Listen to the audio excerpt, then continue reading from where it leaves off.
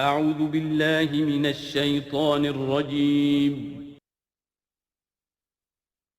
بسم الله الرحمن الرحيم.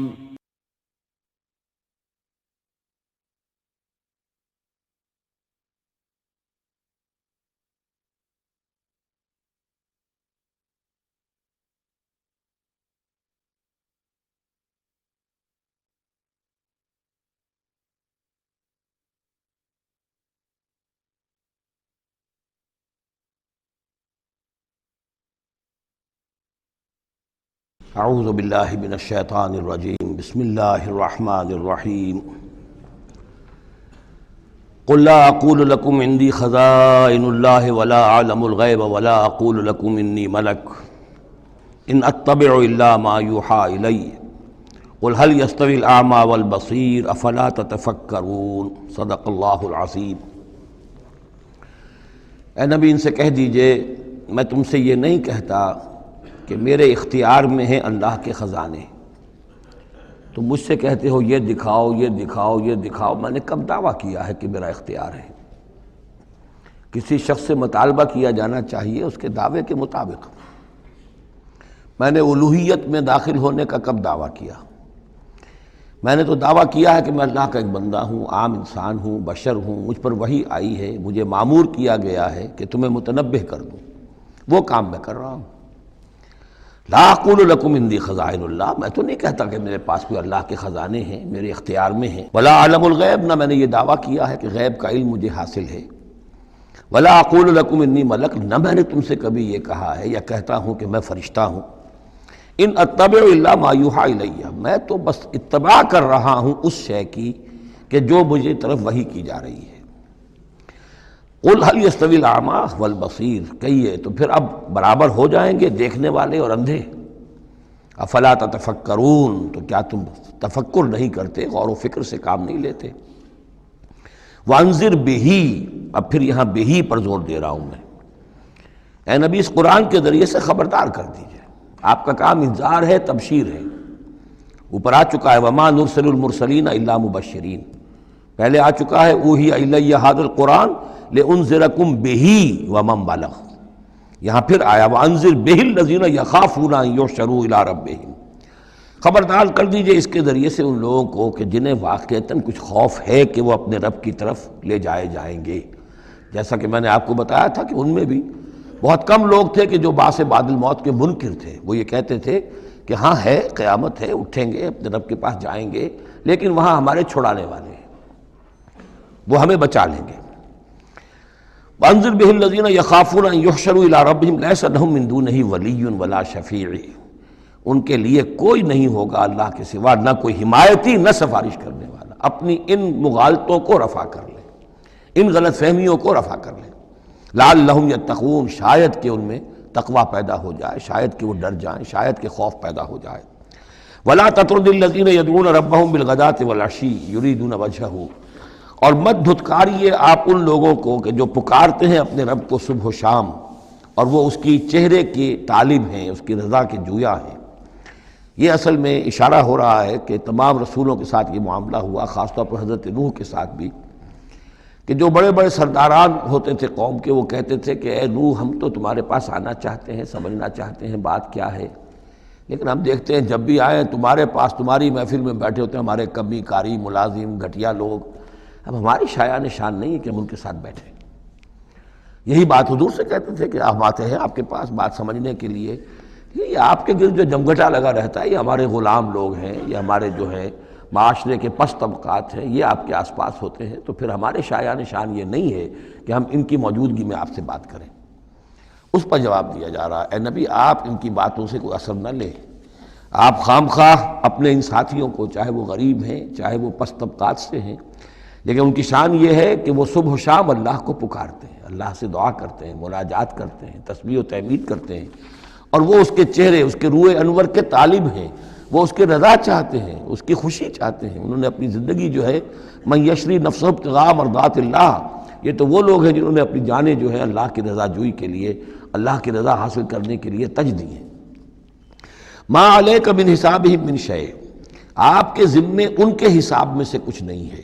وما من حسابک علیہم من شیء، اور نہ آپ کا ان کے اوپر آپ کے حساب میں سے کچھ ہے، یعنی یہ کہ یہ تو ہر شخص کو اپنی کمائی کرنی ہے، آپ کے ذمہ آپ کا فرض ہے، آپ کرتے جائیے، جو آپ کے پاس آ رہے ہیں ان کا حساب بھی اللہ لے لے گا، جو آپ کے پاس نہیں آتے ان کا حساب بھی لے لے گا، ہر ایک کو اس کے طرز عمل کے مطابق وہ بدلہ دے دے گا، نہ آپ ان کی طرف سے جواب دہ ہیں نہ یہ آپ کی طرف سے جواب دہ ہیں۔ فَتَطْرُدَهُمْ، تو اگر خدا نہ خواستہ بالفرض آپ ان کے دباؤ میں آ کر اگر انہیں دور کر دیں، اپنے سے دھتکار دیں، فَتَكُونَ مِنَ الظَّالِمِينَ، تو آپ ظالموں میں سے ہو جائیں گے۔ وَكَذَلِكَ فَتَنَّا بَعْضَهُمْ بِبَعْضٍ، اور اسی طرح ہم نے بعض کو بعض کے ذریعے سے آزمایا ہے۔ حق کہہ رہا ہے ایک شخص لیکن ہے مفلس، اب وہ دولت مند جو ہے وہ مسکرائے گا، اس کو دیکھو یہ مجھے سمجھانے آیا ہے، اس کے کپڑے پھٹے ہوئے ہیں، جوتیاں پٹخارتا ہوا آ گیا مجھے سمجھانے کے لیے، اپنی حیثیت کو نہیں پہچانتا۔ حالانکہ دیکھنا یہ چاہیے کہ جو بات وہ کہہ رہا ہے صحیح ہے یا غلط۔ اس طرح ہم آزمائش کر دیتے ہیں لوگوں کے لیے، وَكَذَلِكَ فَتَنَّا بَعْضَهُمْ بِبَعْضٍ، اسی طرح ہم آزماتے ہیں بعض کو بعض کے ذریعے سے، لِيَقُولُوا، تاکہ وہ کہیں أَهَٰؤُلَاءِ مَنَّ اللَّهُ عَلَيْهِم مِّن بَيْنِنَا، کیا یہ وہ لوگ ہیں جن پر اللہ کا خاص انعام و احسان ہوا ہے ہم میں سے؟ یعنی اللہ کا احسان ہم پر ہوا ہے، دولت مند ہم ہیں، سردار ہم ہیں، چودراٹیں ہماری ہیں، حویلیاں ہماری ہیں، یہ جو ہیں گرے پڑے طبقات کے لوگ، کیا یہ ہیں کہ جو اللہ کا احسان اور ان کے اوپر اللہ تعالیٰ کا بڑا فضل ہوا ہے؟ یہ کہا کرتے تھے مکے کے لوگ بھی کہ اگر قرآن اللہ نے بھیجنا ہی تھا، کتاب نازل کرنی تھی، نبوت دینی تھی، تو کوئی رجل من القریتین عظیم، یہ جو دو شہر ہیں مکہ اور طائف، بڑے بڑے چودھری ہیں، سرمایہ دار ہیں، بڑے لوگ ہیں، سردار ہیں، ان میں سے کسی کے پاس بھیجتا۔ مکے کا یتیم جس کے پاس کوئی دولت نہیں، بچپن مفلسی میں گزرا ہے، سخت مشقت کے اندر جو ہے جوانی کا دور گزرا ہے، جس کے پاس کچھ بھی نہیں، کوئی عہدہ نہیں، کوئی منصب نہیں، قریش کا کوئی عہدہ حضور کے پاس نہیں تھا، کوئی منصب نہیں تھا، کوئی آپ کے پاس سرمایہ نہیں تھا، آپ تو پیدا ہی ہوئے ہیں یتیم، تو اس اعتبار سے کیا یہی رہ گیا تھا اللہ کے لیے؟ معاذ اللہ ثم معاذ اللہ۔ لِيَقُولُوا أَهَٰؤُلَاءِ مَنَّ اللَّهُ عَلَيْهِم مِّن بَيْنِنَا أَلَيْسَ اللَّهُ بِأَعْلَمَ بِالشَّاكِرِينَ، تو کیا اللہ تعالیٰ زیادہ واقف نہیں ہے ان سے کہ جو واقعتاً اس کا شکر کرنے والے ہیں؟ ایک اور جگہ آئے گا کہ اللہ تعالیٰ وَاللَّهُ أَعْلَمُ حَيْثُ يَجْعَلُ رِسَالَتَهُ، اللہ بہتر جانتا ہے کہ کہاں اسے اپنی رسالت کا منصب کس کو دینا چاہیے، کس میں اس کی صلاحیت ہے۔ جیسے طالوت کے بارے میں لوگوں نے کہہ دیا تھا کہ اس کے لیے کیسے ہو سکتی ہے سرداری، جبکہ ہمارے پاس دولت ہے، اس کے پاس دولت نہیں، لم یؤت سعۃ من المال، تو کہا گیا تھا اسے جسم اور علم کے اندر اللہ نے بسطہ یعنی کشادگی عطا فرمائی ہے۔ وَإِذَا جَاءَكَ الَّذِينَ يُؤْمِنُونَ بِآيَاتِنَا، اور اے نبی اس کے برعکس یہ لوگ جو چاہتے ہیں کہ آپ دھتکار دیں ان کو، اس کے برعکس آپ کی روش کیا ہونی چاہیے ان غرباء اور فقراء کے لیے؟ وَإِذَا جَاءَكَ الَّذِينَ يُؤْمِنُونَ بِآيَاتِنَا، جب آپ کے پاس آئیں وہ لوگ جو ہماری آیات پر ایمان رکھتے ہیں، فَقُلْ سَلَامٌ عَلَيْكُمْ، تو آپ ان کو سلام کہا کیجئے اور انہیں خوشخبری دیا کیجئے، کتب ربکم علی نفسہ الرحمہ، تمہارے رب نے اپنے اوپر رحمت کو لازم کر لیا ہے، اور تمہارے لیے خاص رحمت کا مظہر کیا ہے؟ انہ من عمل منکم سوءا بجہالۃ، کہ تم میں سے کوئی بھی اگر کسی وقت کوئی برے کام کا ارتکاب کر بیٹھے، جذبات میں آ کر، ناواقفیت سے، جہالت میں، ثم تاب من بعدہ، پھر اگر وہ فوراً توبہ کر لے گا، وہ اصلاح اور اصلاح کر لے گا، فانہ غفور الرحیم، تو اللہ تعالیٰ غفور الرحیم ہے۔ یہ تمہارے لیے مزید خوشخبری ہے، تہنیت اللہ کی طرف سے، قل سلام علیکم کتب ربکم علی نفسہ الرحمہ انہ من عمل منکم سوءا بجہالۃ ثم تاب من بعدہ واصلح فانہ غفور الرحیم۔ وکذالک نفصل الآیات، آگے محذوف ہے لفظ لیتفکروا بہا ولتستبین سبیل المجرمین، اسی طرح ہم اپنی آیات کی تفصیل بیان کرتے ہیں تاکہ یہ لوگ ان پر غور کریں، تفکر کریں، اور جب غور کریں گے، تفکر کریں گے، تو مجرموں کا راستہ ان کے سامنے کھل کر آ جائے گا کہ جس راستے پر ہم جا رہے ہیں وہ واقعتاً مجرموں کا راستہ ہے۔ قل انی نہیت ان اعبد الذین تدعون من دون اللہ، کہہ دیجئے مجھے تو روک دیا گیا ہے ان کو پوجنے سے کہ جن کو تم پکارتے ہو اللہ کے سوا، یہ لات عزیٰ منات ان کو میں نہیں پکار سکتا، مجھے روک دیا گیا ہے، مجھے تو حکم دیا گیا ہے لا تدعوا مع اللہ احدا، اللہ کے ساتھ کسی اور کو مت پکارو۔ قل لا اتبع اہواءکم، اور کہہ دیجئے ڈنکے کی چوٹ میں تمہاری خواہشات کی پیروی نہیں کر سکتا، قد ضللت اذن، اگر ایسا کروں گا تو میں خود گمراہ ہو جاؤں گا، وما انا من المہتدین، اور پھر نہ رہوں گا میں ہدایت والوں میں۔ قل انی علی بینۃ من ربی، اب اس کو ذرا نوٹ کر لیجئے کہہ دیجئے کہ میں تو اپنے رب کی طرف سے ایک بڑی بینہ پر ہوں، میں جس راستے پر چل رہا ہوں روشن راستہ ہے، میں اس کا باطن بھی جانتا ہوں، اس کی حقیقت بھی مجھ پر منکشف ہے۔ اور یہ بینہ اصل میں کیا ہے، یہ جا کر آگے سورہ ہود میں یہ بات زیادہ کھلے گی کہ بینہ جو ہے وہ ایک عام انسان کے لیے دو چیزوں سے بنتی ہے، فطرت سلیمہ، جیسا کہ میں نے شروع میں عرض کیا تھا آپ سے، فطرت سلیمہ، عقل سلیم، اس سے انسان ایک حد تک آ گیا، پھر اللہ کی وحی جو آئی اس نے تصدیق کر دی، یہ بینہ بن گیا۔ اب اسی معنی میں پھر رسول اور پھر اللہ کی وحی مل کر بینہ بن جاتے ہیں۔ وہ لوگوں کے حق میں بینہ، اور خود اپنے حق میں بینہ کیا ہے، آپ کی اپنی فطرت سلیمہ، عقل سلیم، اور اس پر پھر وحی کی توثیق، وحی نے آ کر ان کو اجاگر کر دیا، ان حقائق کو جن تک آپ اپنی عقل سلیم اور فطرت سلیمہ کی رہنمائی میں پہنچ چکے تھے۔ قل انی علی بینۃ من ربی، کہہ دیجئے میں کوئی اندھیرے میں ٹامک ٹوئیاں نہیں مار رہا ہوں، تم جو مجھ سے مطالبے کر رہے ہو، مجھ پر دباؤ ڈال رہے ہو، میں تو اپنے رب کی طرف سے بینہ پر ہوں۔ وَكَذَّبْتُمْ بِهِ، تم نے اسے جھٹلا دیا ہے۔ مَا عِندِي مَا تَسْتَعْجِلُونَ بِهِ، میرے پاس وہ شے موجود نہیں ہے جس کی تم جلدی مچا رہے ہو۔ وہ جلدی مچاتے تھے، لے آئیے عذاب، بہت سن چکے ہم، کان پک گئے سن سن کر ہمارے، عذاب آئے گا، عذاب آئے گا، عذاب کہاں ہے وہ عذاب، کہاں رکا ہوا ہے، 10 برس ہو گئے، میرے پاس نہیں ہے، میرے اختیار میں نہیں ہے۔ وہ عذاب بھی آئے گا، اللہ کے فیصلے سے آئے گا، جب وہ چاہے گا آئے گا۔ ما عندی ما تستعجلون بھی، جس چیز کی تم جلدی مچا رہے ہو وہ میرے اختیار میں نہیں ہے۔ ان الحکم الا للہ، فیصلے کا اختیار کلیتاً اللہ کے ہاتھ میں ہے۔ یقص الحق، وہ حق بات بیان کر دیتا ہے، وہو خیر الفاصلین، اور وہ سب سے اچھا فیصلہ کرنے والا ہے۔ قل لو ان عندی ما تستعجلون بہ، اب اس میں وہ تلخی جو ہے وہ ظاہر ہو رہی ہے کہ تم جو تنگ آ گئے ہو میری باتیں سن سن کر، میرے اندر بھی تمہاری جانب سے بیزاری پیدا ہو چکی ہے۔ قل لو ان عندی ما تستعجلون بہ، کہہ دیجئے اگر میرے ہاتھ میں ہوتا، میرے اختیار میں ہوتا، میرے پاس ہوتا جس کی تم جلدی مچا رہے ہو، لقضی الامر بینی و بینکم، تو میرے اور تمہارے مابین کبھی کا فیصلہ طے ہو چکا ہوتا، میں تمہیں ابھی مزید مہلت نہ دیتا۔ تم اگر تمہارے کان پک گئے تو میں بھی تنگ آ چکا ہوں، میرے بھی اب جو ہے صبر کا پیمانہ جو ہے وہ ایک حد کو پہنچ چکا ہے۔ لقضی الامر بینی و بینکم، میرے اور تمہارے مابین کبھی کا فیصلہ چکا دیا گیا ہوتا۔ واللہ عالم بالظالمین، اللہ خوب واقف ہے ظالموں سے۔ وَعِندَهُ مَفَاتِحُ الْغَیب، اسی کے پاس ہے خزانے غیب کے۔ یہ مفاتح جو یہاں جمع آیا ہے تو مفتاح کہتے ہیں کنجی کو، اس کی جمع بھی ہے، اور مفتاح کہتے ہیں اس کو جس سے کھولا گیا، یعنی خزانہ۔ یہاں پر مفتاح کی جمع ہے، یہ مفاتح۔ وَعِندَهُ مَفَاتِحُ الْغَیب، اسی کے پاس غیب کے سارے خزانے ہیں۔ لا يعلمها الا هو، کوئی جانتا ہی نہیں ان کو سوائے اس کے۔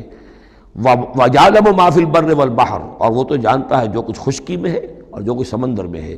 وَمَا تَسْقُطُ مِنْ وَرَقَةٍ إِلَّا يَعْلَمُهَا، اور نہیں گرتا کوئی ایک پتا بھی کسی درخت سے مگر اللہ کے علم میں ہوتا ہے۔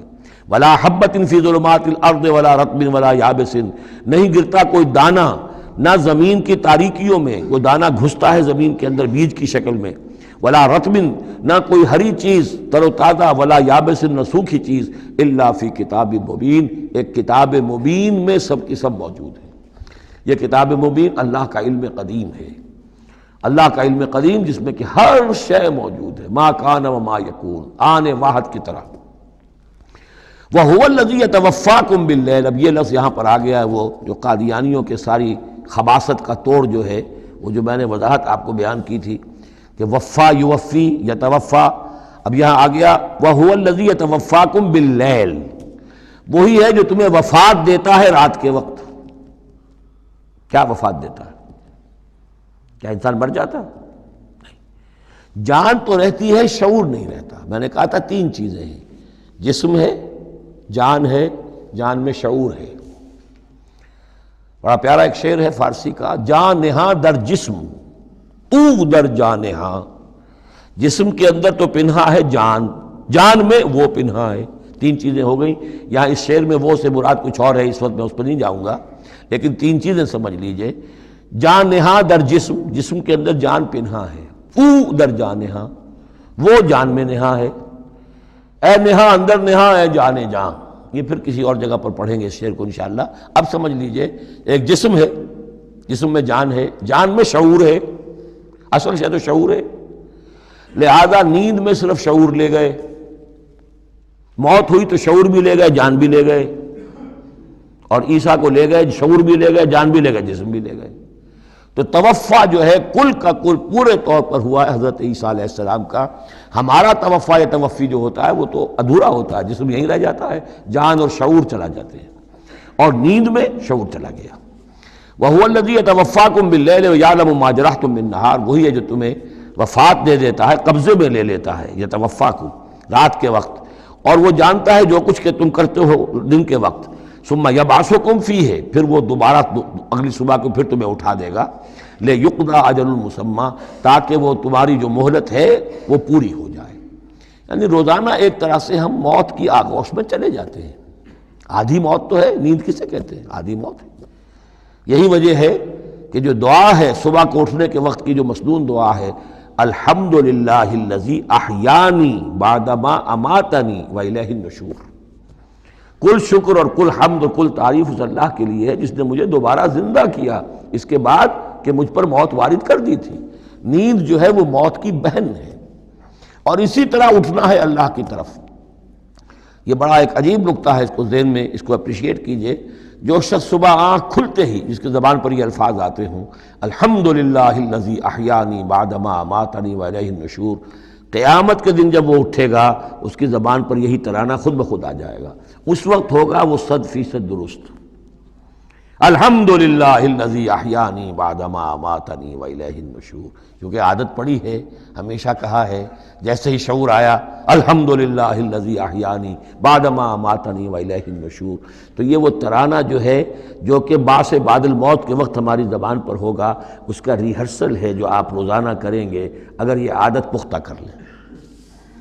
وَهُوَ الَّذِي يَتَوَفَّاكُم بِاللَّيْلِ وَيَعْلَمُ مَا جَرَحْتُم بِالنَّهَارِ ثُمَّ يَبْعَثُكُم فِيهِ لِيُقْضَىٰ أَجَلٌ مُّسَمًّى ثُمَّ إِلَيْهِ مَرْجِعُكُم، پھر اسی کی طرف تم سب کا لوٹنا ہے۔ ثُمَّ يُنَبِّئُكُم بِمَا كُنتُمْ تَعْمَلُونَ، پھر وہ تمہیں جتلا دے گا جو کچھ کہ تم کرتے رہے تھے۔ وَهُوَ الْقَاهِرُ فَوْقَ عِبَادِهِ، اور وہ اپنے بندوں پر، یہ لفظ کئی مرتبہ آیا ہے اس صورت کے اندر، اللہ پوری طرح غالب ہے، قابو یافتہ ہے اپنے بندوں پر۔ وَيُرْسِلُ عَلَيْكُمْ حَفَظًا، اور وہ تم پر نگہبان بھیجتا رہتا ہے۔ ہر انسان کے ساتھ فرشتے باڈی گارڈ کی حیثیت سے موجود ہیں، اس لیے کہ جب تک اللہ نے اجل معین رکھی ہوئی ہے اس وقت تک تو زندہ رکھنا ہے۔ وہ زندہ رکھنے کے لیے حفظہ، حفاظت کرنے والے نگہبان، وہ جو میں نے ایک دفعہ پہلے بھی کہا تھا، بسا اوقات تو محسوس ہوتا ہے کہ جیسے گاڑی ایسے سناٹے سے آپ کے ساتھ سے گزری ہے کہ معلوم ہوتا ہے کسی نے ہاتھ دے کر آپ کو بچایا، ورنہ بچنے کا کوئی امکان نہیں تھا۔ تو کوئی ہے، جب معلوم ہے کہ ابھی اس کی موت کا وقت نہیں آیا تو بچانے والے فرشتے ہمارے ساتھ ہوتے ہیں۔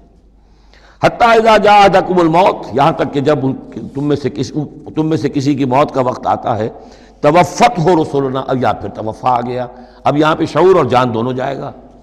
توفتہ رسلنا، تو ہمارے بھیجے ہوئے فرشتے جو ہیں وہ اس کو قبضے میں لے لیتے ہیں، وہم لا یفرطون، اس میں کوئی کمی نہیں کرتے، کوئی کوتاہی نہیں کرتے، جو حکم آیا جب آیا۔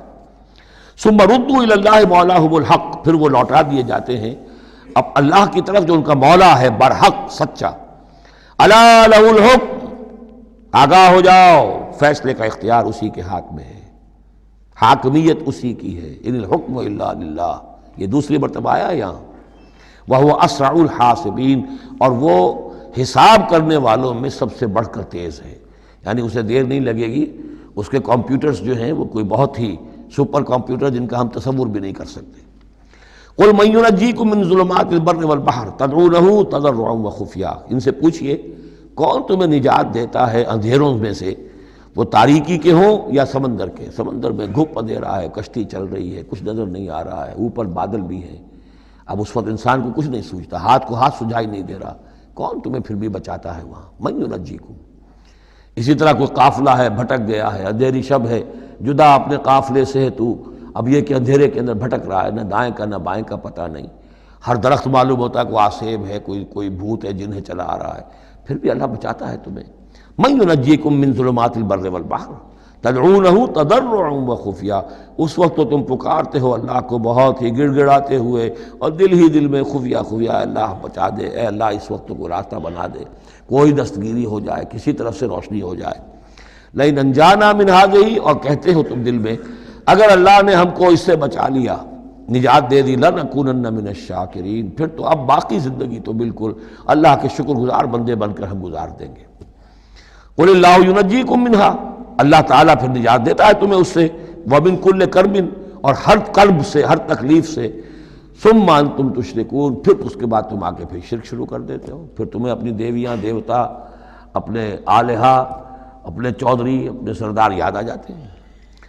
قل هو القادر على ان يبعث عليكم عذابا من فوقكم، یہ آیت جو ہے یہ بہت اہم ہے کہ عذاب الہی کی کئی قسمیں ہیں، 3 قسمیں یہاں بیان ہوئی ہیں۔ کہہ دیجئے وہ قادر ہے اس پر کہ تم پر بھیج دے کوئی عذاب من فوقکم، تمہارے اوپر سے، آسمان کا ٹکڑا گر جائے، کوئی میٹیورائٹ گر جائے، جو بعض خبریں آتی رہتی ہیں کوئی آ رہا ہے، لیکن یہ کہ وہ پھر تحلیل ہو جاتا ہے کہیں، جو بھی اوزون لیئر ہے یا کچھ اور ہے بچت ہے، لیکن یہ کہ اگر اللہ چاہے تو جہاں آسمان پر سے کوئی عذاب بھیج دے آپ کے اوپر، او من تحت ارجلکم، یا آپ کے قدموں کے نیچے سے، زمین پھٹ جائے، شق ہو جائے، زلزلہ آئے، زمین دھس جائے، یہ بھی ہوتا ہے، خسف ہوں گے، قیامت سے پہلے بڑے بڑے 3 خسف ہونے ہیں جن کی خبر دی گئی ہے احادیث کے اندر، بڑے بڑے ٹکڑے زمین کے دھس جائیں گے اندر۔ قل هو القادر على ان يبعث عليكم عذابا من فوقكم او من تحت ارجلكم، یہ 2 شکلیں ہو گئی، اوپر سے یا قدموں کے نیچے سے، او يلبسكم شيعا، یا تمہیں گروہوں میں تقسیم کر دے، ويذيق بعضكم باس بعض، اور ایک کی طاقت کا مزہ دوسرے کو چکھائے۔ اب لڑو آپس میں، پرانے اور نئے سندھی لڑو آپس میں، پنجابی اور اردو بولنے والے لڑو، اور بلوچ اور پختون لڑو، مارو ایک دوسرے کو۔ اللہ تعالیٰ کو نہ آسمان کو تکلیف دینے کی ضرورت کہ اس کا کوئی ٹکڑا گرائے، نہ زمین کو کوئی مشقت دینے کی کہ وہ پھٹے، کوئی ضرورت نہیں، آپس میں تقسیم ہو جاؤ گے، گروہ بندی ہو جائے گی، شیعہ سنی کو مارے اور سنی شیعہ کو مارے۔ یہ جو ہے یہ عذاب الہی کی بدترین شکل ہے جو آج مسلمانان پاکستان پر مسلط ہے۔ وہ کبھی ایک قوم ہوتے تھے، ہندو کا جب مقابلہ تھا ایک قوم تھے، اور اب وہ قوم جو ہے قومیتوں میں، عصبیتوں میں تحلیل ہو چکی۔ انظر کیف نصرف الآیات لعلہم یفقہون، دیکھو کیسے ہم اپنی آیات کی تصریف کرتے ہیں، تصریف کہتے ہیں آیات کو گھمانا، ایک ہی بات کو اسلوب بدل بدل کر، انداز بدل بدل کر، ترتیب بدل بدل کر لانا، ایک پھول کا مضمون ہو تو 100 رنگ سے باندھو۔ وَكَذَّبَ بِهِ قَوْمُكَ وَهُوَ الْحَقُّ، اور اے نبی آپ کی قوم نے اسے جھٹلا دیا، بہی مراد قرآن، یعنی میں نے عرض کیا کہ اس صورت کیا یہ عمود، حصی معجزہ کوئی نہیں دکھائیں گے، اصل معجزہ محمد کا یہ قرآن ہے صلی اللہ علیہ وسلم، اسی لیے بہی بہی بہی اس کی تکرار اس میں کثرت سے ملے گی۔ وَكَذَّبَ بِهِ قَوْمُكَ وَهُوَ الْحَقُّ، یہ قرآن الحق ہے، لیکن اے نبی آپ کی قوم نے اس کو جھٹلا دیا ہے۔ قُلْ لَسْتُ عَلَيْكُمْ بِوَكِيلٍ، ان سے کہہ دیجئے میں اب تمہارا ذمہ دار نہیں ہوں، اب میں نہیں کہہ سکتا کہ کب اللہ کے عذاب کا بند جو ہے وہ کھل جائے اور تمہارے اوپر وہ عذاب ہلاکت جو ہے وہ آ جائے۔ لِكُلِّ نَبَوْ مُسْتَقَرٌ، كُلِّ نَبَإٍ مُسْتَقَرٌ، ہر خبر، ہر بڑی بات کے لیے وقت معین ہے، فَسَوْفَ تَعْلَمُونَ، میں نہیں کہہ سکتا، جیسے کہ سورہ انبیاء میں فرمایا وَإِنْ أَدْرِيَ قَرِيبٌ أَمْ بَعِيدٌ مَا تُوعَدُونَ، میں یہ نہیں جانتا کہ جس کی تمہیں دھمکی دی جا رہی ہے وہ قریب آ چکا یا دور ہے، ٹائم ٹیبل اللہ کے علم میں ہے، لیکن یہ میں جانتا ہوں کہ اگر تمہاری روش یہی رہی تو عذاب آ کر رہے گا۔ بسوف تعلمون، اور ان قریب تمہیں معلوم ہو جائے گا۔ وَإِذَا رَأَيْتَ الَّذِينَ يَخُوضُونَ فِي آيَاتِنَا، یہ وہ آیت آ گئی جس کا حوالہ سورہ نساء کی آیت نمبر 140 میں آیا تھا کہ تمہیں پہلے ہدایت دی گئی تھی کہ جب تم لوگوں کو دیکھو کہ وہ ہماری آیات کا استہزاء کر رہے ہیں، تبصر کر رہے ہیں، تو ان کے پاس بیٹھو مت، اٹھ کر چلے جاؤ، کم سے کم یہ کہ ایک پروٹیسٹ میں واک آؤٹ تو وہاں سے ہو جائے۔ وَإِذَا رَأَيْتَ الَّذِينَ يَخُوضُونَ فِي آيَاتِنَا، اور جب تم دیکھو لوگوں کو کہ وہ ہماری آیات میں خوض، مین میخ نکال رہے ہیں۔ دیکھیے اردو میں ہم ایک لفظ بولتے ہیں غور و خوض، بڑا غور و خوض ہو رہا ہے، بہت غور و خوض کے بعد میں اس نتیجے پر پہنچا ہوں۔ یہ دونوں لفظ جو عربی زبان کے بہت قریب کے ہیں، غور کے معنی، غور اچھے معنی میں آتا ہے، اور خوض برے معنی میں آتا ہے۔ صحیح چھان پھٹک کرنا اور غور کرنا، اس کے ما لہو ما علیہ، فار کیا ہے، اگینسٹ کیا ہے، یہ مثبت انداز میں یہ ہے غور۔ خوض ہے مین میخ نکالنا، اس کے اندر جو ہے بال کی کھال خام خواہ کو اتارنا، یہ کوشش ہے، یہ خوض ہے۔ وَإِذَا رَأَيْتَ الَّذِينَ يَخُوضُونَ فِي آيَاتِنَا، جبکہ وہ ہماری آیات میں اس طریقے کا معاملہ کر رہے ہوں، تو جب تم دیکھو فاعرض عنہم، تو ان سے کنارہ کرو، حتی یخوضوا فی حدیث غیرہ، یہاں تک کہ پھر وہ کسی اور بات میں لگ جائے، کسی اور مذاق میں، ٹھٹے میں، پھر تم ان کے پاس جا سکتے ہو۔ وَإِمَّا يُنْسِيَنَّكَ الشَّيْطَانُ فَلَا تَقْعُدْ بَعْدَ الذِّكْرَىٰ، اور اگر تمہیں شیطان بھلا دے، تم بیٹھے ہوئے تھے وہاں، گفتگو شروع ہوئی، کچھ دیر تک تمہیں احساس نہیں ہوا کہ یہ تم اس کام میں لگ گئے ہیں، تو تمہیں یاد نہیں آیا، لیکن فَلَا تَقْعُدْ بَعْدَ الذِّكْرَىٰ، جب یاد آ جائے تو مت بیٹھو ان کے ساتھ، مع القوم الظالمین، ان ظالموں کے ساتھ، پھر وہاں سے واک آؤٹ کرو احتجاجاً، اور پھر یہ البتہ منتظر رہو، چونکہ دعوت و تبلیغ کے لیے پھر تمہیں آنا ہے۔ تو قالوا سلاما، علیحدہ بھی ہو تو وہ لٹ مار کے نہ ہو، بلکہ یہ کہ اٹھو وہاں سے تو بڑی خوبصورتی کے ساتھ۔ وَمَا عَلَى الَّذِينَ يَتَّقُونَ مِنْ حِسَابِهِم مِّن شَيْءٍ، اور یقیناً جو لوگ اللہ کی تقویٰ کی روش اختیار کرتے ہیں ان پر ان کے حساب کی کوئی ذمہ داری نہیں ہے، وَلَٰكِنْ ذِكْرَىٰ لَعَلَّهُمْ يَتَّقُونَ، لیکن یہ یاد دہانی ہے تاکہ وہ تقویٰ اختیار کریں۔ وَذَرِ الَّذِينَ اتَّخَذُوا دِينَهُمْ لَعِبًا وَلَهْوًا، اور چھوڑو ان کو، دفع کرو، نظر انداز کرو، ان سے آپ نظر پھیر لو کہ جنہوں نے اپنے دین کو کھیل اور کود بنا لیا ہے، کھیل، ہنسی مذاق، ٹھٹا۔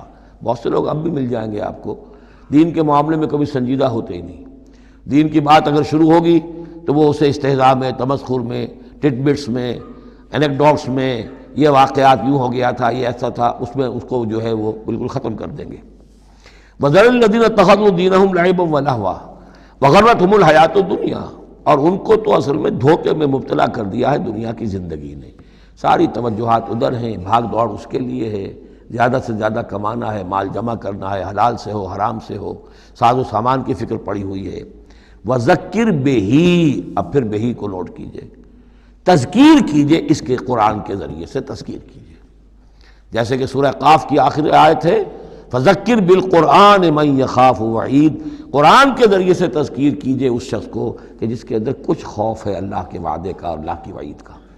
تو یہاں بھی آیا کہ آپ ان کو چھوڑیے، وَذَكِّرْ بِهِ أَن تُبْصَرَ نَفْسٌ بِمَا كَسَبَتْ، اس قرآن کے ذریعے سے انہیں تذکیر کرائیے، یاد دہانی کرائیے کہ مبادا کوئی شخص گرفتار ہو جائے اپنے کرتوتوں کے عوض، وہ وقت نہ آ جائے کہ تم اپنی رنگ رلیوں اور کرتوتوں کے عوض رہن رکھے جاؤ، گرفتار ہو جاؤ۔ لیس لہا من دون اللہ ولی ولا شفیع، پھر اس کے لیے اللہ کے سوا کوئی نہیں ہوگا، یا اللہ کے مقابلے میں اللہ سے بچانے والا کوئی نہیں ہوگا، نہ کوئی ولی اور نہ شفیع۔ دیکھیے دوسری مرتبہ کیٹیگوریکل ڈینائل شفیع کی آیت الکرسی کے ضمن میں عرض کر چکا ہوں، بیشتر مقامات پر قرآن مجید میں کیٹیگوریکل ڈینائل ہے، کوئی شفاعت نہیں۔ البتہ ہے ایک شفاعت کا، ایک شفاعت حقہ کی ایک حیثیت ہے، اس کو سمجھنے کی ضرورت ہے، اس کی شرائط ہے، اس کی لیمٹس ہیں۔ اگر ان شرائط اور لیمٹ سے آزاد کر دیں گے تو پھر یہ ہے کہ وہ شفاعت کا جو تصور ہے ایمان بالآخرت کی نفی کر دے گا، پھر کوئی فائدہ ہی نہیں، ڈر کا آئے گا۔ جب چھڑوانے والے ہیں جو چاہو کرو، جو بھی کچھ ہے، لیکن تیرے محبوب کی امت میں ہے، شرابی ہیں، زانی ہیں، بدماش ہیں، چور ہیں، ڈاکو ہیں، حرام خور ہیں، غبن کرتے ہیں، جو بھی کچھ ہے، لیکن تیرے محبوب کی امت میں ہے، تو اگر تو اسی پر کوئی معاملہ طے ہونا ہے تو خام خواہ کاہے کو آدمی ہاتھ روکے، بابر بعیش کوش کے عالم دوبارہ نیست، پھر تو جو عیش کر سکتے ہو کرو، جہاں ہاتھ پڑتا ہے کیوں روکتے ہو؟ وہ تو سیدھی سیدھی بات ہے۔ لیس لہا من دون اللہ ولی ولا شفیع وان تعدل کل عدل، یہ وہی عدل آ گیا، اور اگر فدیہ دینا چاہیں کل کا کل فدیہ، لا یؤخذ منہا، نہیں قبول کیا جائے گا۔ واتقوا یوما لا تجزی نفس عن نفس شیئا ولا يقبل منها شفاعۃ ولا یؤخذ منها عدل ولا هم ينصرون، جو یہ 2 مرتبہ سورہ بقرہ میں آ چکا ہے۔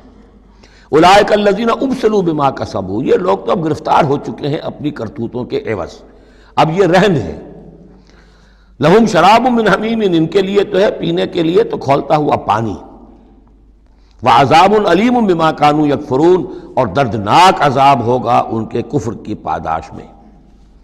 قل اندعو من دون اللہ ما لا ينفعنا ولا يضرنا، اے نبی ان سے کہیے کیا ہم پکاریں اللہ کو چھوڑ کر ان چیزوں کو جو نہ ہمیں نفع پہنچا سکتی ہے نہ نقصان؟ یہ بت کیا نفع پہنچائیں گے تمہیں، کیا نقصان پہنچائیں گے؟ خود اپنی حفاظت کر نہیں سکتے، اپنی مکھیاں اڑا نہیں سکتے، ان کو پکارتے ہو، ان کے سامنے سجدے کرتے ہو، ان کو متھے ٹیکتے ہو۔ اندعو من دون اللہ ما لا ينفعنا ولا يضرنا، خیر بت کی بات تو ہو گئی بہت ہی واضح، باقی بھی اس کائنات کے اندر کوئی کسی کے لیے نہ خیر کے پر قدرت رکھتا ہے نہ شر پر، الا باللہ۔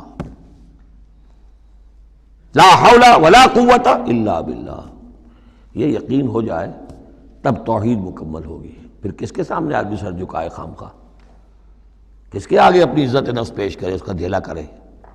کسی کے ہاتھ میں اختیار ہے ہی نہیں۔ لا حول ولا قوت الا باللہ۔ حدیث میں آیا ہے، حضرت عبداللہ ابن عباس کو مخاطب کر کے کہا ہے کہ اے نوجوان، اس بات کو اچھی طرح جان لے، اگر تمام دنیا کے انسان مل کر چاہیں، اولکم و آخرکم و انسکم و جنکم، کہ تمہیں کوئی فائدہ پہنچا دے، نہیں پہنچا سکتے جب تک کہ اللہ نہ چاہے، اور تمام انسان چاہے تمہیں کوئی نقصان پہنچا دے، نہیں پہنچا سکتے جب تک اللہ نہ چاہے۔ تو پھر یک درگیر و محکم گیر پکارو اللہ کو، کسی اور کو پکارنے کا، کسی اور سے سوال کرنے کا، کسی اور سے ڈرنے کا، کسی اور سے التجائیں کرنے کا، کسی اور کا استغاثہ کرنے کا، دہائی دینے کا کیا فائدہ؟ قُلْ أَنَدْعُو مِن دُونِ اللَّهِ مَا لَا يَنفَعُنَا وَلَا يَضُرُّنَا وَنُرَدُّ عَلَىٰ أَعْقَابِنَا، اور ہم جو ہے اپنی ایڑیوں کے بل لوٹا دیے جائیں، بعد اذ ہدانا اللہ، جبکہ ہمیں تو اللہ نے ہدایت دے دی ہے۔ کالذی استہوتہ الشیاطین فی الارض حیران، کیا اس طرح کے آدمی ہم بن جائیں کہ جن کو شیاطین نے، جنوں نے کسی جنگل میں، بیابان میں اس کی مت مار دی ہو، راستہ بھلا دیا ہو، اب اسے کچھ نظر نہیں آ رہا۔ لہو اصحاب یدعونہ الی الہدی ائتنا، ہیں اس کے ساتھی جو اس کو پکار رہے ہیں کہ آؤ ہماری طرف، ہدایت کی طرف آؤ، ہمارے پاس آؤ۔ قل ان ھدی اللہ ھو الھدی، یہ نقشہ کھینچ دیا گیا ہے جماعتی زندگی کی کتنی برکت ہے۔ آپ اکیلے ہوں، کہیں بھٹک گئے ہوں، تو پھر یہ کہ آپ کے لیے سیدھے راستے پر آنا بہت مشکل ہو جائے گا۔ جماعتی زندگی ہے، ساتھی ہیں، جس کو کہا ہے سورہ توبہ میں کونوا مع الصادقین، معیت اختیار کرو، رہو ساتھ سچوں کے۔ کسی وقت ہوتا ہے انسان کو کوئی ایسی آزمائش پیش آ گئی ہے، اس کا دماغ چکرا گیا ہے، گھوم گیا ہے، نہیں سمجھ میں آ رہا، راستہ نہیں نکل رہا، مشکل بڑی آ گئی ہے، ایک طرف حرام ہے، لیکن یہ ہے کہ دباؤ کو بہت پڑ رہا ہے، گھر والوں کا پڑ رہا ہے، بچوں کا پڑ رہا ہے، بیوی کا پڑ رہا ہے، راستہ غلط ہے۔ اس میں یہ ہے کہ ایسے وقت میں بسا اوقات پھر اگر رفقا ہیں، ساتھی ہیں، آپ کے کامریڈز ہیں، آپ کے کولیگز ہیں، اس کے ساتھ وہ پکارتے ہیں، ساتھ ہاتھ جو ہے آپ کا تھام کر آپ کو سہارا دیتے ہیں۔ قل ان ھدی اللہ ھو الھدی، یقیناً ہدایت کہہ دیجئے اللہ ہی کی ہدایت اصل ہدایت ہے۔ وَأُمِرْنَا لِنُسْلِمَ لِرَبِّ الْعَالَمِينَ، اور ہمیں تو حکم یہ ہوا ہے کہ ہم تمام جہانوں کے پروردگار کی تابع داری اختیار کریں اور فرما برداری اختیار کریں۔ وَنَقِيمُ الصَّلَاةَ وَاتَّقُوهُ، اور یہ کہ نماز قائم کرو اور اس کا اللہ کا تقوی اختیار کرو۔ وَهُوَ الَّذِي إِلَيْهِ تُحْشَرُونَ، اور وہی ہے جس کی طرف کہ تمہیں جمع کر دیا جائے گا۔ وَهُوَ الَّذِي خَلَقَ السَّمَاوَاتِ وَالْأَرْضَ بِالْحَقِّ، اور وہی ہے جس نے آسمان اور زمین بنائے ہیں حق کے ساتھ۔ یہاں حق کے کیا معنی ہے؟ ود اے پرپس، یہ بیکار نہیں ہے۔ ربنا ما خلقت ھذا باطلا، اے رب ہمارے، تو نے یہ سب باطل نہیں بنایا، بیکار نہیں بنایا، بے مقصد نہیں بنایا۔ سورہ آل عمران کی آخری رکوع کی جو وہ دعا ہے، بلکہ باطل کے مقابلے میں کیا؟ حق۔ وَهُوَ الَّذِي خَلَقَ السَّمَاوَاتِ وَالْأَرْضَ بِالْحَقِّ وَيَوْمَ يَقُولُ كُن فَيَكُونُ، اور جس دن وہ کہے گا ہو جا، وہ ہو جائے گا۔ کیا ہو جائے گا؟ جب وہ چاہے گا اس کائنات کو لپیٹ بھی دے گا، اسی نے بنایا ہے حق کے ساتھ، اور اس کو اسی کے حکم سے لپٹ جائے گی۔ آگے چل کر آئے گا یوم نطوی السماء کطی السجل للکتب، جس دن کہ ہم تمام خلاؤں کو اور فضاؤں کو اور آسمانوں کو، ان سب کو ایسے لپیٹ دیں گے جیسے کہ تم کتابوں کا طومار لپیٹ لیتے ہو۔ والسماوات مطویات بیمینہ، تمام یہ خلا اور سما یہ سب اللہ کے داہنے ہاتھ میں لپٹے ہوئے ہوں گے۔ قولہ الحق، اس کا فرمانا ہی حق ہے۔ اس کا کیا معنی ہے؟ صرف اس کا کہہ دینا کن، بس، اس سے کسی اور شے کی ضرورت نہیں ہے، کوئی ذریعہ، کوئی میٹر، کوئی انرجی، کچھ نہیں۔ قولہ الحق، اس کا فرمانا ہی برحق ہے، اس کا کہہ دینا ہی برحق ہے۔ کن فیکون، یوم یقول کن فیکون قولہ الحق۔ وَلَهُ الْمُلْكُ يَوْمَ يُنفَخُ فِي الصُّورِ، اور اسی کے لیے ہوگی بادشاہی اس دن جس دن کے سور میں پھونکا جائے گا۔ اگرچہ حقیقت میں تو بادشاہی اب بھی اسی کی ہے، لیکن ابھی جھوٹے سچے بادشاہ بیٹھے ہوئے ہیں۔ یہ سب جو ہے یہ سب نسیہ منسیہ ہو جائیں گے۔ لمن الملک اليوم للہ الواحد القہار۔ معلوم یہ کہ اب بھی اگرچہ بادشاہی اسی کی حقیقت میں، لیکن یہ جھوٹے سچے ڈرامے والے خدا جو ہیں کچھ نہ کچھ بیٹھے نظر آتے ہیں بادشاہ۔ وَلَهُ الْمُلْكُ يَوْمَ يُنفَخُ فِي الصُّورِ، عالم الغیب، وہ تمام غیب کا جاننے والا، والشہادہ، اور کھلی باتوں کا جاننے والا، وَهُوَ الْحَكِيمُ الْخَبِيرُ، اور وہ کمال حکمت والا اور ہر شے سے باخبر۔ وَإِذْ قَالَ إِبْرَاهِيمُ لِأَبِيهِ آزَرَ، اب اس میں آپ دیکھیں گے اس سورہ مبارکہ میں حضرت ابراہیم کا ذکر ہے اور پھر ان کی نسل کے بعض انبیاء کرام کا ذکر ہے۔ ایک گلدستہ تو ہم پڑھ آئے ہیں سورہ نساء کے آخر میں، وہاں 13 انبیاء اور رسل کے نام آئے تھے، یہاں اس سے ذرا بڑا گلدستہ آئے گا، یہاں پہ 17 انبیاء اور رسل کے نام آئیں گے۔ پھر حضرت ابراہیم علیہ السلام کا ذکر یہاں آیا ہے، اور جو جن رسولوں کی قوموں پر ہلاکت کے بارے میں قرآن میں صراحت کے ساتھ مذکور ہے، ان 6 کا ذکر جو ہے سورہ اعراف میں آئے گا۔ حضرت ابراہیم علیہ السلام کی قوم کا کیا حشر ہوا یہ صراحت کے ساتھ قرآن میں مذکور نہیں ہے، جو قوم نوح کے ساتھ، ہود کے ساتھ، قوم صالح کے ساتھ، قوم شعیب کے ساتھ ہوا، تو حضرت ابراہیم علیہ السلام کے معاملے کو علیحدہ نکال لیا ہے وہ سورہ انعام میں، اور باقی جو ہے نوح، ہود، صالح اور شعیب، لوط اور موسیٰ، ان کا ذکر جو ہے وہ آپ کو ملے گا سورہ اعراف میں، اس لیے کہ ان کا معاملہ ایام اللہ کا ہے۔ تو فذکرہم بایام اللہ، التذکیر بآلاء اللہ اس میں ہے، التذکیر بایام اللہ اس میں ہے، لہذا یہاں حضرت ابراہیم کا ذکر ہے۔ وَإِذْ قَالَ إِبْرَاهِيمُ لِأَبِيهِ آزَرَ أَتَتَّخِذُ أَصْنَامًا آلِهَةً، اور یاد کرو جب کہ کہا ابراہیم نے اپنے باپ آزر سے، کیا تم نے ان بتوں کو اپنا خدا بنا رکھا ہے؟ یہاں جو آزر کا لفظ خاص طور پر آیا ہے میرے نزدیک، یہ اصل میں تورات کی نفی کے لیے، تورات میں تارح نام لکھا گیا ہے، گویا اس کی تصحیح کے لیے، ورنہ یہاں کوئی خاص ضرورت نہیں تھی۔ وَإِذْ قَالَ إِبْرَاهِيمُ لِأَبِيهِ، یہ کافی تھا، لیکن نام اس لیے دیا گیا کہ تورات سے پڑھنے والوں کو مغالطہ ہوتا ہے، اور اسی مغالطے کو اہل تشیع نے اختیار کر لیا ہے۔ انہوں نے تورات میں جو نام دیا گیا ہے اسے حضرت ابراہیم کا باپ کہا ہے، اور حضرت یہ جو آزر تھا اس کو کہا ہے کہ یہ چچا تھا۔ اس کی خاص وجہ ہے وہ پھر کسی موقع پر بیان ہوگی، لیکن یہ کہ تورات کی اس غلطی کو اہل تشیع نے اختیار کیا، قرآن مجید نے اسی کی نفی کے لیے یہاں پر حضرت ابراہیم کے والد کا نام صراحتاً بتا دیا کہ آزر ہے۔ وَإِذْ قَالَ إِبْرَاهِيمُ لِأَبِيهِ آزَرَ، اور یاد کرو جب کہ کہا تھا ابراہیم نے اپنے باپ آزر سے، أَتَتَّخِذُ أَصْنَامًا آلِهَةً، کیا آپ نے ان بتوں کو اپنا الہ بنایا ہوا ہے؟ إِنِّي أَرَاكَ وَقَوْمَكَ فِي ضَلَالٍ مُبِينٍ، میرا تو خیال یہ ہے، میری رائے تو یہ ہے کہ آپ بھی اور آپ کی قوم بھی کھلی گمراہی میں مبتلا ہے۔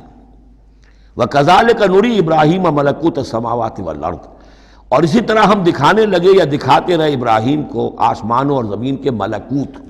ملکوت سے مراد کیا ہے کہ اللہ تعالیٰ نے اس کائنات کا جو نظام قائم کیا، جسے میں کہتا ہوں کہ جو یونیورسل ایک گورنمنٹ ہے، اس کا ایک نظام ہے، اس کے کارندے ہیں، تو اس کے مشاہدہ اللہ تعالیٰ اپنے رسولوں کو کراتا ہے، تاکہ ان کا یقین جو ہے وہ یقین اس درجے کا ہو جائے کہ جیسے کہ اپنی آنکھوں سے دیکھی ہوئی چیزیں، وَلِيَكُونَ مِنَ الْمُوقِنِينَ، اور تاکہ وہ پوری طرح یقین کرنے والوں میں سے ہو جائے۔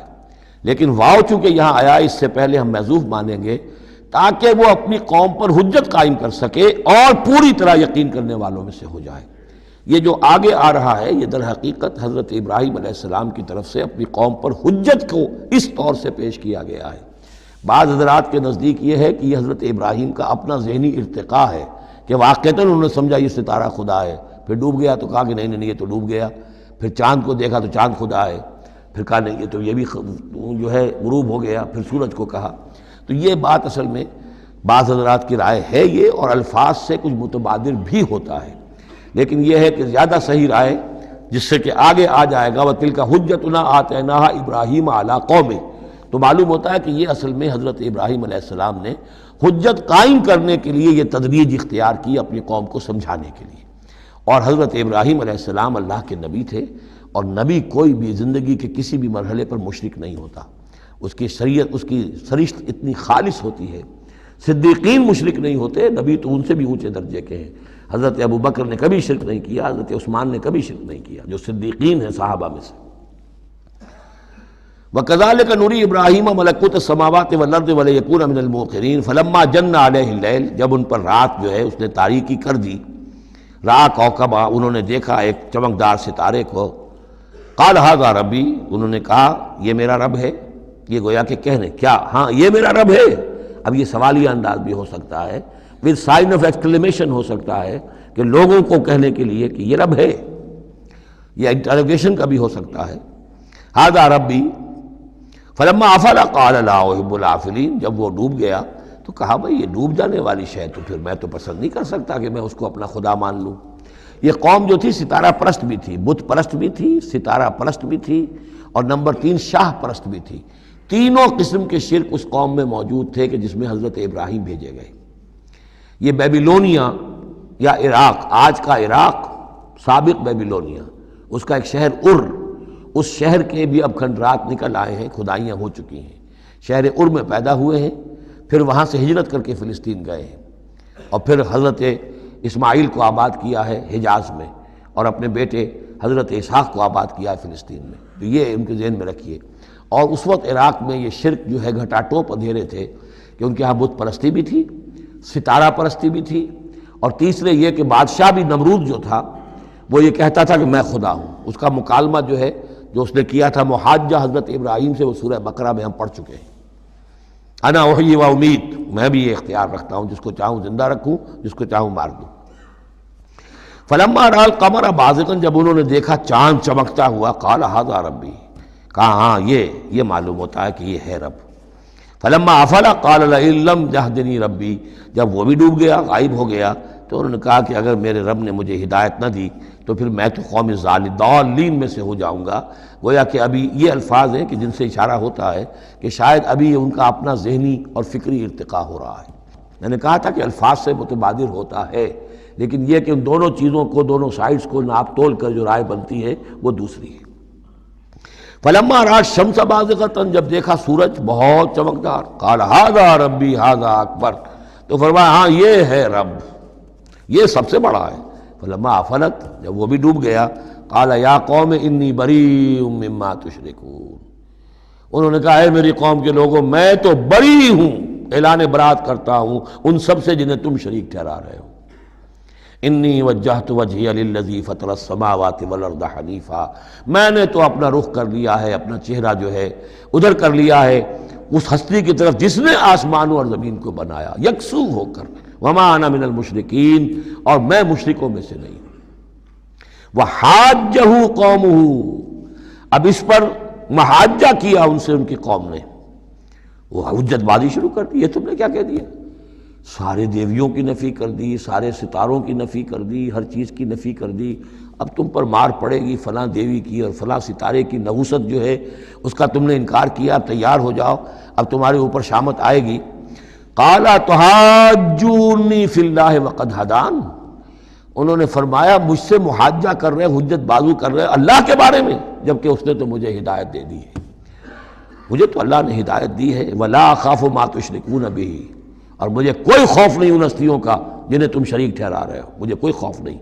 الا ان یشاء ربی شیئا، ہاں اللہ کو چاہے میرے ساتھ کہ کوئی تکلیف مجھے آ جائے، کوئی آزمائش آ جائے تو ٹھیک ہے، میرا رب ہے، لیکن مجھے کوئی کسی کا ڈر نہیں، نہ تمہارے کسی دیوی کا، نہ دیوتا کا، نہ کسی ستارے کی نحوست کا، اور نہ کسی اور کا۔ لا اخاف ما تشرکون بہ، تم جس کا مجھے ڈراوا دے رہے ہو مجھے ان میں سے کسی کا کوئی خوف نہیں۔ الا ان یشاء ربی شیئا، اللہ یہ کہ میرا رب میرے لیے کچھ چاہے جو چاہے۔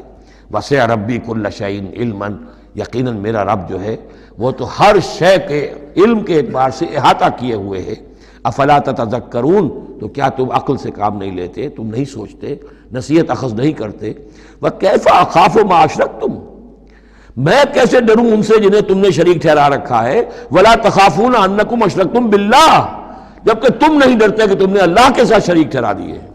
ما لم ينزل به علیکم سلطانا، اور ان ہستیوں کو شریک ٹھہرا دیا ہے جن کے لیے کہ اللہ نے کوئی سلطان، کوئی سند نہیں اتاری۔ ہاں اللہ نے اپنی کتابوں میں کوئی سند اتاری ہوتی، عقل انسانی میں اس کی کوئی بنیاد ہوتی تو کوئی بات بھی ہوتی، نہ عقل میں، نہ فطرت میں، نہ کسی آسمانی کتاب میں کسی معبود کے لیے کوئی گنجائش نہیں ہے ہی نہیں۔ وَكَيْفَ أَخَافُ مَا أَشْرَكْتُمْ وَلَا تَخَافُونَ أَنَّكُمْ أَشْرَكْتُمْ بِاللَّهِ مَا لَمْ يُنَزِّلْ بِهِ عَلَيْكُمْ سُلْطَانًا فَأَيُّ الْفَرِيقَيْنِ أَحَقُّ بِالْأَمْنِ إِن كُنتُمْ تَعْلَمُونَ، تو اگر تم علم رکھتے ہو تو بتاؤ دونوں فریقین میں سے، یعنی ایک موحد ہے، ایک اللہ واحد پر ایمان رکھتا ہے، ساری قوت اس کے ہاتھ میں ہے، سارا اقتدار اس کا ہے، ہر شے اس کے قبضہ قدرت میں ہے، ایک وہ ہیں کہ جو اس کو ماننے کے ساتھ ساتھ کچھ اور چھوٹے دیوی دیوتا سینکڑوں جو ہیں وہ ان کو بھی مانتے ہیں۔ امن اور چین اور سکون کس کو میسر آئے گا؟ قلبی چین، روحانی اطمینان اور سکون۔ ای الفریقین احق بالامن، ان دونوں میں سے موحدین اور مشرکین میں سے امن، سکون، اطمینان، چین اور راحت کا کون زیادہ حقدار ہے؟ بتاؤ اگر تم جانتے ہو۔ اور اس کا جواب خود دیا، الذین آمنوا ولم یلبسوا ایمانہم بظلم، یقیناً وہ لوگ جو ایمان لائیں اور اپنے ایمان پر کسی طرح کے شرک کی آلودگی نہ ہونے دیں۔ یہاں لفظ ظلم آیا ہے، ظلم کسی چھوٹے گناہ کو بھی کہہ سکتے ہیں، اسی لیے اس پر صحابہ گھبرا گئے تھے کہ حضور کون شخص ہوگا کہ جس نے کبھی کوئی ظلم نہ کیا ہو، اور نہیں تو اپنے اوپر ظلم کرتا ہے آدمی، کسی پر ظلم کرتا ہے۔ تو اس کا تو مطلب ہے کوئی شخص بھی یہ جو مقام ہے جو یہاں بیان کیا جا رہا ہے اس کا جو سزاوار اور اس کا حقدار نہیں ہو سکتا۔ آپ نے فرمایا نہیں، یہاں ظلم سے مراد شرک ہے۔ پھر آپ نے سورہ لقمان کی آیت پڑھی، اس میں فرمایا کہ ان الشرک لظلم عظیم، وَإِذْ قَالَ لُقْمَانُ لِابْنِهِ يَا بُنَيَّ لَا تُشْرِكْ بِاللَّهِ إِنَّ الشِّرْكَ لَظُلْمٌ عَظِيمٌ۔ یہاں پر ظلم سے مراد شرک ہے، یعنی ایمان ایسا ہو کہ جو شرک کی ہر آلودگی سے پاک ہو۔ میں یہاں پھر تذکرہ کیے دیتا ہوں، شروع میں بھی عرض کیا تھا، شرک کسے کہتے ہیں، شرک کی قسمیں کون کون سی ہیں، کون کون سے بھیس بدل کر یہ شرک آتا ہے۔ باہر رنگے کے خواہی جامہ می پوش، من اندازے قدت را می شناسم، تم چاہے کسی بھی رنگ کا لباس پہن کے آ جاؤ، میں تمہیں تمہارے قد سے پہچان لوں گا۔ تو قد سے پہچاننا جو ہے شرک کا آسان نہیں ہے، بھیس بدلتا ہے یہ، اس کے لیے ضروری ہے۔ اور آج کے دور میں شرک کس کس شکل میں موجود ہے اس کا سمجھنا بہت اہم ہے۔ اس موضوع پر میرے 6 گھنٹے کے کیسٹس موجود ہیں۔ الذین آمنوا ولم یلبسوا ایمانہم بظلم، یقیناً وہ لوگ جو ایمان لائے اور جنہوں نے اپنے ایمان میں کسی بھی نوع کے شرک کی آمیزش نہ ہونے دی، اولئک لہم الامن وہم مہتدون، ان کے لیے ہے امن اور وہی ہوں گے راہیاب۔ یہ امن اور ایمان اور اسلام اور سلامتی کا جو آپس میں تعلق ہے لفظی اعتبار سے، وہ اس دعا میں بہت نمایاں ہو جاتا ہے کہ جو حضور ہر نیا جو چاند دیکھتے تھے ہر مہینے کا، تو دعا مانگتے تھے، اللہم اہلہ علینا بالامن والایمان والسلامت والاسلام، اے اللہ یہ مہینہ جو شروع ہو رہا ہے اس نئے چاند کے ساتھ، ہلال کے ساتھ، اسے ہم پر طلوع فرما امن اور ایمان کے ساتھ اور سلامتی اور اسلام کے ساتھ۔ تو یہ بڑا گہرا ربط ہے ان الفاظ کے اندر۔ میرا چھوٹا سا کتابچہ ہے قرآن اور امن عالم، آج سے شاید کوئی میں سمجھتا ہوں کہ 30-32 سال پہلے کی تقریر تھی میری، لیکن وہ ان موضوعات پر میں سمجھتا ہوں کہ بہت مختصر لیکن بہت مفید ہے۔ فرمایا وَتِلْكَ حُجَّتُنَا آتَيْنَاهَا إِبْرَاهِيمَ عَلَىٰ قَوْمِهِ، اس کا میں حوالہ دے رہا تھا۔ یہ پوری سرگوشت بیان کر کے اب فرمایا یہ ہماری وہ حجت تھی جو ہم نے ابراہیم کو عطا کی اس کے قوم کے خلاف۔ یہ سارا محاجہ حضرت ابراہیم اپنی قوم سے کر رہے تھے۔ بظاہر اس کو توریہ کہتے ہیں، ایک ہوتا ہے جھوٹ بولنا، ایک ہوتا ہے توریہ۔ توریہ یہ ہے کہ آپ کہیں کوئی بات ایسی کہ جو جھوٹ تو نہیں ہے لیکن جس سے سننے والا مغالطے میں مبتلا ہو جائے۔ مثلا حضرت شیخ الہند رحمۃ اللہ علیہ کا واقعہ ہے، جس زمانے میں ان کے وارنٹ نکلے ہوئے تھے اور وہ حرمین شریفین میں تھے، مکہ مکرمہ میں تھے، وارنٹ نکلا ہوا ہے اور شریف حسین والی مکہ جو ہے اس کے سپاہی ڈھونڈتے پھر رہے ہیں کہ کہاں ہے وہ مولوی ہندوستانی جو ہے جو باغی ہے انگریزوں کا، اس کو پکڑا جائے۔ اب یہ ایک جگہ پر یہ کہیں کھڑے ہوئے تھے تو ایک شرطے نے آ کر جو وہاں کا سپاہی تھا پوچھا ان کے بارے میں محمود الحسن کو جانتے ہو؟ کہ یہاں جانتا ہوں۔ وہ کہاں ہے؟ محمود الحسن کہاں ہے؟ تھوڑا سا 2 قدم پیچھے ہٹ کے کہا ابھی یہیں تھے۔ جھوٹ تو نہیں بولا نا، 2 قدم پیچھے ہٹ کر کہا ابھی یہیں تھے، بالکل سچ بولا۔